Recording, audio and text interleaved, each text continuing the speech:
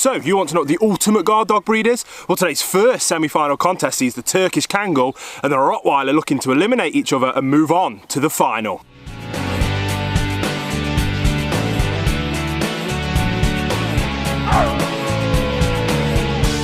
Welcome back to the K9 Show and our Ultimate Dog Championships, the Guard Dog Edition. I'm Will and I'm a behaviourist, and on this channel I make videos just like this one to help better educate all people about these amazing dog breeds. So if you are new here, please consider subscribing. Today's video is dedicated to the amazing work of the Guide Dogs charity.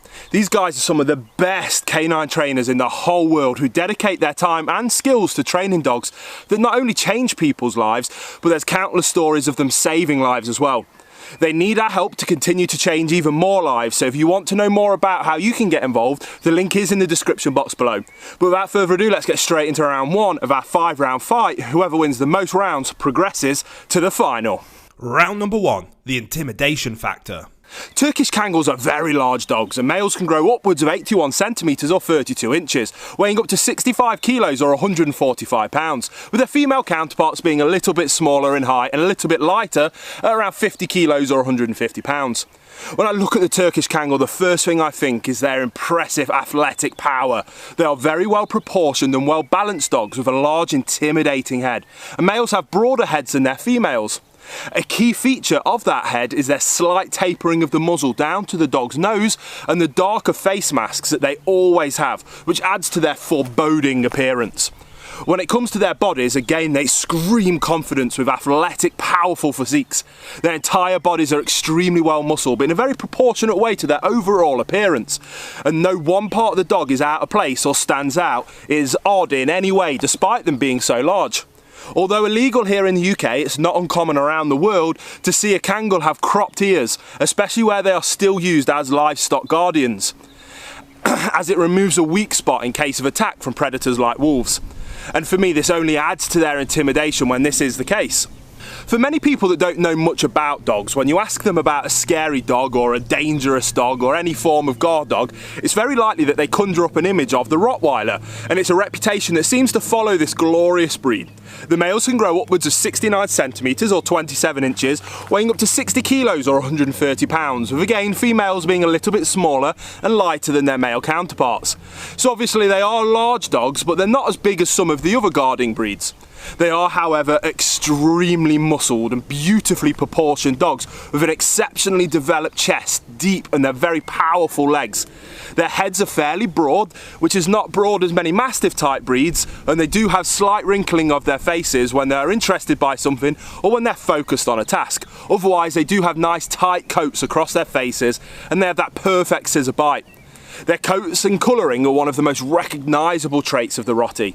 Their undercoat is short and grey, black or fawn, but whatever the colour, it does not show through its medium length, coarser top coat, which sits very flat with all of their bodies, and they have a very specific colouring, being black with very well defined markings, which includes a spot over each eye on a dog's cheek, a strip on each side of their muzzle, on their throat, and 2 triangles on each side of the breastbone.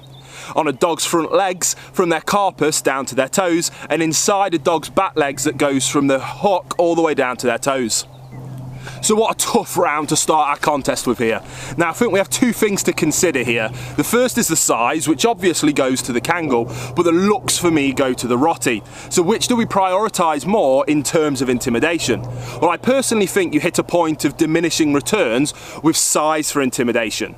Once a dog hits a certain size, then them being bigger doesn't necessarily make them drastically scarier. For example, a Rottie size is much scarier than a Labrador, but a KANGAL doesn't have the same jump over a Rottie, if that makes sense. But long story short, although the KANGAL is the bigger of the two, I think the Rottie's colouring and blockier stature makes them more intimidating in my humble opinion, and wins round one. Round number two, the bark and bite force.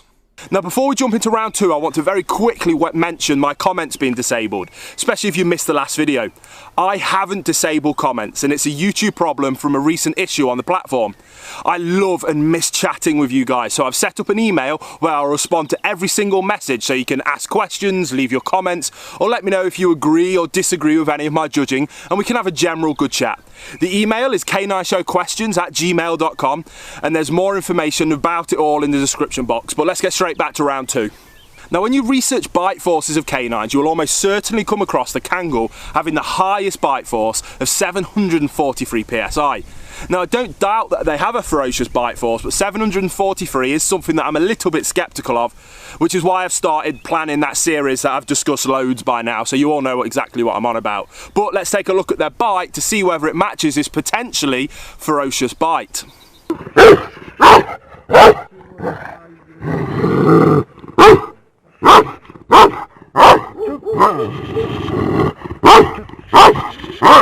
The highest bite force of the Rottweiler is pretty commonly reported to be 328 psi, which is a ferocious bite. But now let's check out their bark of the Rottweiler and see how it compares to the KANGAL.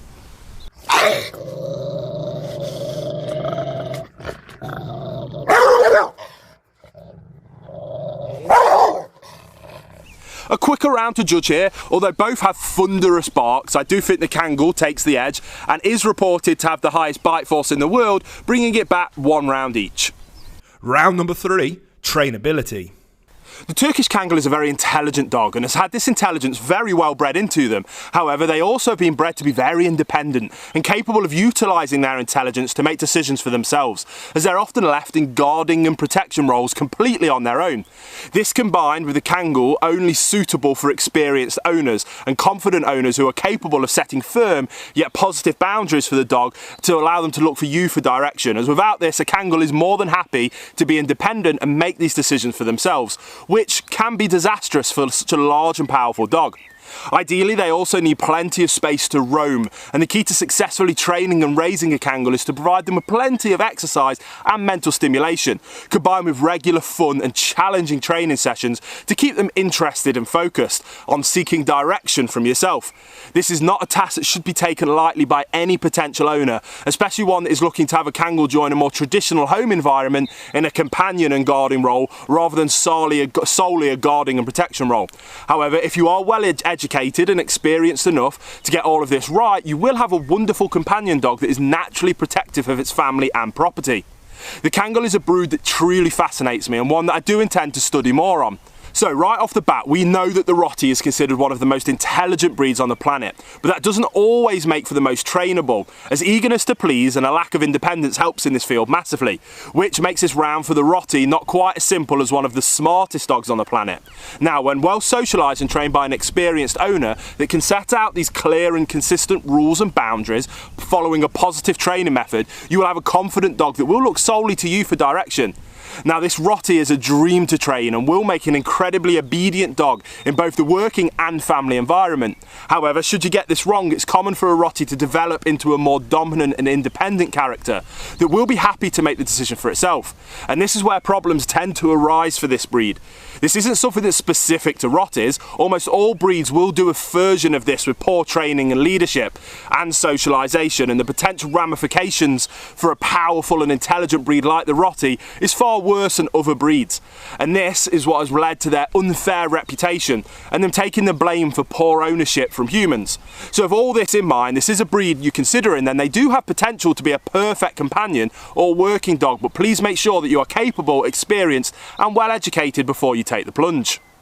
No contest here, the Rottie is widely considered to be one of the most intelligent and trainable dogs in the entire world. It takes this round with ease, moving into a 2-1 lead. Round number 4, health and life expectancy. The average life expectancy of a Turkish KANGAL is widely considered to be between 12 and 15 years when properly cared for, and as always you must ensure that you feed your dog a high quality diet. Because of the status of the Turkish KANGAL in Turkey, it has been very carefully protected and carefully bred to be extremely resilient and healthy, which has resulted in one of the healthiest breeds on the entire planet, with very few issues in terms of hereditary health issues. That being said, all large dog breeds like the Turkish KANGAL are more prone to hip and elbow dysplasia than many smaller breeds, and you ensure that your breeder has had their dogs tested for this. Big dogs tend to also be more prone to bloat and gastric torsion, so I'd highly recommend a raised feeding bowl for any large breed of dog. It is widely accepted that the average life expectancy of a Rottweiler is between 8 and 10 years, which isn't too bad for such a large, powerful breed. Like all breeds, this can be extended with a high quality diet and a healthy active lifestyle, and the Rottie is prone to some hereditary health issues that include the following: cancer, entropion and ectropion, which is issues with the eyelids folding inwards or outwards, cruciate ligament rupture, wet eczema, cold water tail, hip dysplasia, elbow dysplasia, bloat and gastric torsion. Some are prone to obesity, some have aortic stenosis, and there has been known in some lines to have some temperament issues. The Kangal is one of the most robust and hardy dogs in the world, with an amazing lifespan for its size, and wins this round and levels it out 2-2, going into the fifth and final and deciding round to see who progresses to the finals of our competition. Round number 5, fearless loyalty. The Kangal is a fascinating breed, and they form extremely strong ties to their owners, and especially the person who feeds them and takes the most care of them. However, at the same time, they are capable of being very independent dogs, and that can fend for themselves for days on end if required from them, especially while they're out patrolling their territory. They were bred to protect farmers' livestock from very dangerous predators such as wolves, jackals and bears, and will more than happily fight to the death to protect their owners' sheep, let alone their owners, which is exactly the reason why they're so highly prized in Turkey. That also means why the Kangals are seen wearing those spiky collars, as these are worn to protect the Kangal's throat when engaged with predators that are trying to hunt their flocks. It's something that we don't often think about in first world countries, as food is so easily accessible to us. But imagine if your livelihood and your life depended on raising and either eating your own or selling this food. You would develop such a deep, incredible bond with your dog that was designed and was extremely efficient at protecting these animals. So that is why these bonds go so deep in countries like Turkey with the Turkish Kangal. Rotties were bred to protect and guard, and have been used for this task for years. They do have an unfair reputation of being a dangerous breed, but this doesn't change the fact that they are extremely capable of superb guarding work and are world renowned for being totally devoted to their families, showing incredible levels of loyalty to their loved ones, with zero fear of repercussion for themselves.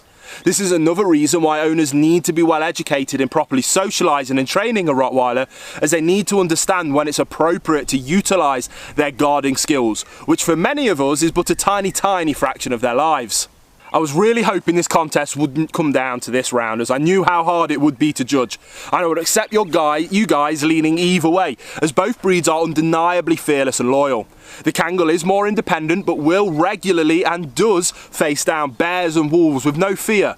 A Rottie doesn't get that chance, but I think would happily do the same if given the opportunity. But they prefer and are more commonly used in personal guarding and are with their people more. Now, we need a winner, and as I'm the one with the unfortunate task of choosing between the two, and as my head is pretty much 50-50, I'm going to have to go with my gut, which is going with the Rottie, who wins this contest 3 rounds to 2 and progresses to the finals of our tournament, where he will take on the winner of the German Shepherd and the Connie Corso. Click top left for the whole playlist for all the contests in this tournament, or click the bottom left video for another one of my videos that I think you will enjoy. Don't forget to subscribe and hit that bell icon so you don't miss our next contest to determine the ultimate guard dog breed.